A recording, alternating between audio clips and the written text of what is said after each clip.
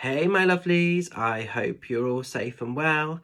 It's Mitch here. I'm just coming on to do this Wednesday's Facebook card reveals for you all.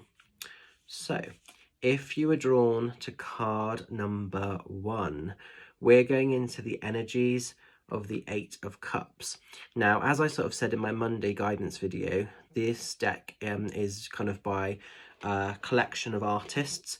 So the artist for this particular kind of card is somebody called Ginerd Mann. I don't think I've said that right at all. So I'm going to hold that in close so you can sort of just hopefully see the pronunciation for that. Oh, what am I doing? There we go.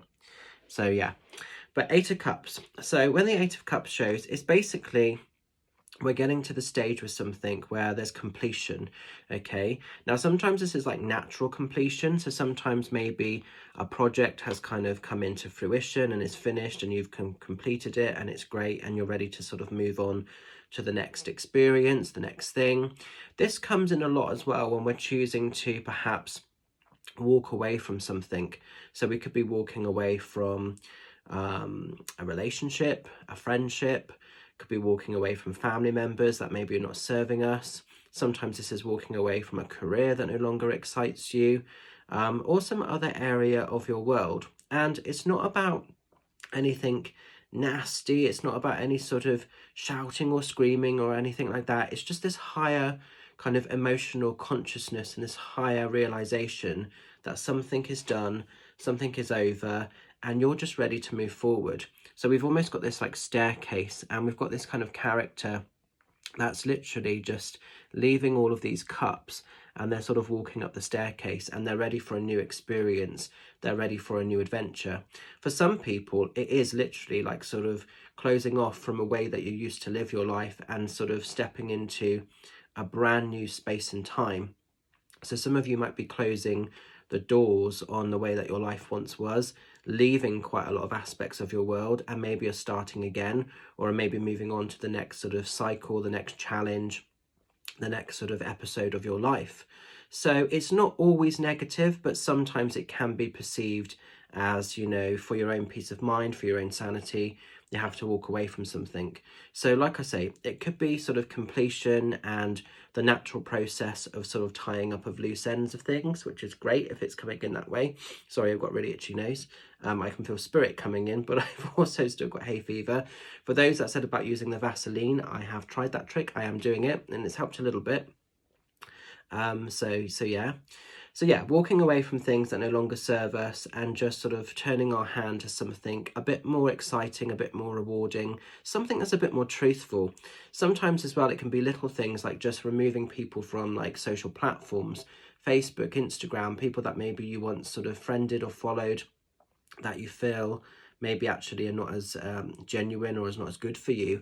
I'm seeing a lot of changes on sort of social platforms with people at the moment as well.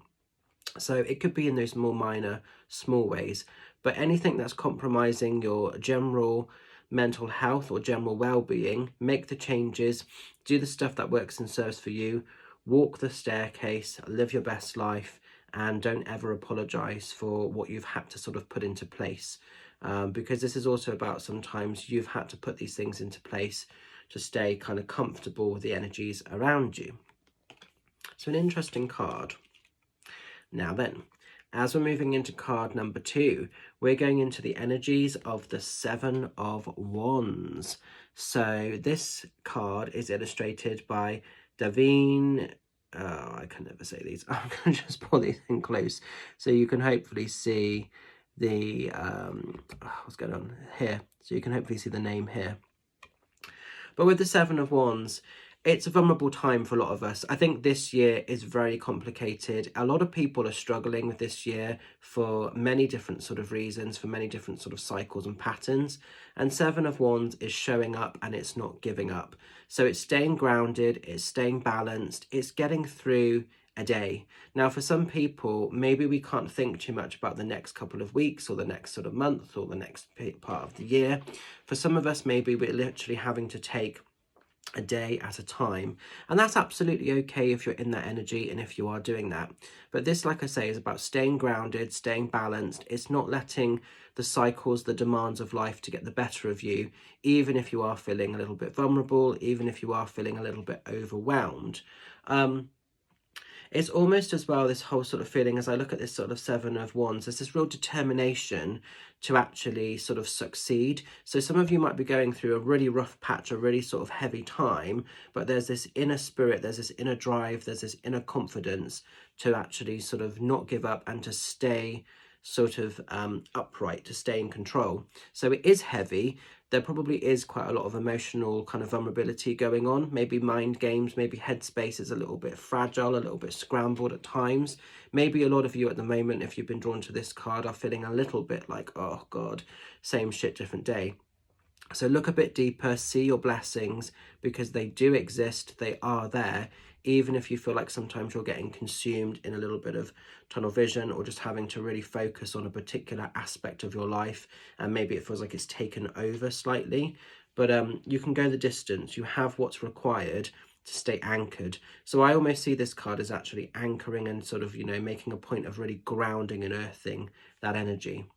So it is vulnerable, it is a hard time for some of you, but you will actually come out of this stronger, more real, and it doesn't define you. Whatever you're up against, whatever you're going through, it could be a little bit restrictive, it could be a little bit intrusive, but it doesn't actually define you. It's a piece of your story. It's not everything that your life is about. And if it has felt like hard work, if it has felt like a bit of a battle, then you will come out of this, and you'll come out of this in a very truthful, real, authentic way, and you'll recognize an inner strength that perhaps you didn't realize you had. So stay focused. And finally, if you've been drawn to card number 3, we are going into the energies of the Star. I'm just going to hold this up so you can see who this is illustrated by.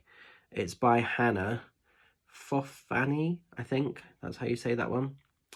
So the Star is all about hopes, dreams, wishes, realizations of goals, everything materializing, everything coming good. It's a time to sort of reach for the stars, and you might not always get the one you want, but you will end up somewhere in the heavens. And, you know, if you don't get the exact one you want, you're still up in that heavenly sort of atmosphere and realm.